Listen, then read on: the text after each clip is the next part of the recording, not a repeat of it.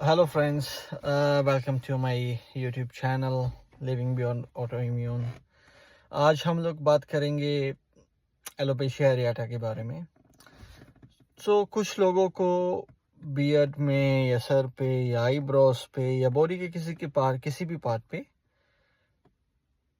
बाल झड़ जाते हैं और वहाँ पे सर्कल में बाल झड़ते हैं, मतलब बिल्कुल प्लेन हो जाता है वो हिस्सा, और वहाँ पे बाल आते भी नहीं है, तो वो देखने में बहुत ख़राब लगता है। जैसे पैचेस बन जाना बियर्ड पे, सर पे पैचेस बन जाना। बेसिकली ये भी एक तरीके का ऑटो इम्यून डिसीज़ है, जिसमें कि जो हमारा इम्यून सिस्टम है वो हमारे हेयर फॉलिकल्स को खाना स्टार्ट कर देता है, सोच के कि ये हमारा दुश्मन है।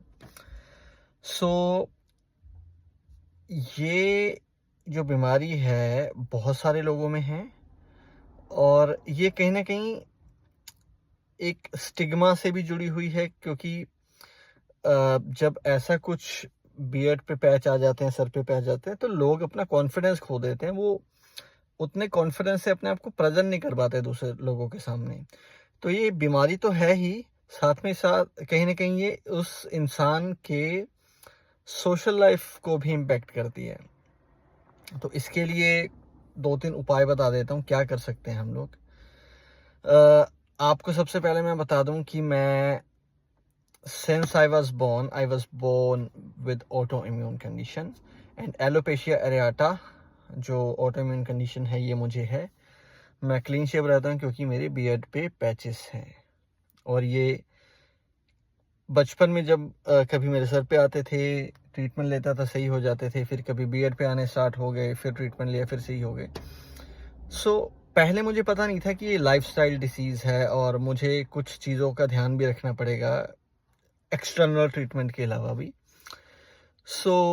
एक्सटर्नल ट्रीटमेंट और इंटरनल ट्रीटमेंट दोनों मैं बता देता हूँ। एक्सटर्नली हमें क्या करना है, जो डर्मा रोलर होता है, डर्मा रोलर से हम एक बार उसको उस एरिया में जहाँ से बाल झड़े हैं उस पे लगाएंगे, कम से कम 2 मिनट के लिए रोल करेंगे, और उसके बाद उस पर गार्लिक को चाहे हम क्रश करके रख लें या गार्लिक को फ्रेश गार्लिक छील के हाथ से और उसको वहाँ पे रब करें।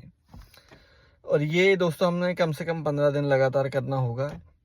एक तो ये चीज़ करनी है, इसके अलावा गार्लिक वाला कर लिया, उसके 1 घंटे बाद रोज़मेरी ऑयल से आप मसाज कर सकते हो पैचेस की, चाहे वो सर पे है, बियर्ड में है, या आईब्रोज पे है, कहीं भी है।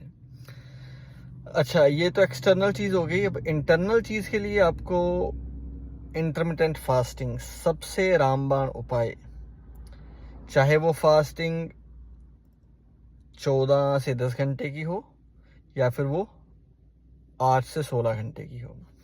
तो इंटरमिटेंट फास्टिंग आपको करनी है। हर्बल टी यानी कि जिंजर टी आप पी सकते हो या तुलसी टी पी सकते हो, वो पीनी है रेगुलरली। और आपको मीठे से परहेज करना है। रिफाइंड वाली कोई भी चीज़ होगी ना, जैसे refined sugar, refined flour, refined oil, तो इन सब चीज़ों को कंज्यूम करो। मैं जानता हूँ कि इन सारी चीज़ों को छोड़ना पूरी तरह से बहुत मुश्किल है, मेरे लिए भी बहुत मुश्किल रहा है ये। लेकिन मैंने ये रियलाइज़ किया कि अगर हम इन चीज़ों को कम मात्रा में लें, मतलब लें लेकिन बहुत कम, डेली ना लें, वंस अ वीक ले लें, तो उससे भी आपको बहुत हेल्प मिलेगी और आप देखोगे कि आपके जो बाल झड़े हुए हैं वो आने स्टार्ट हो जाएंगे। Thank you.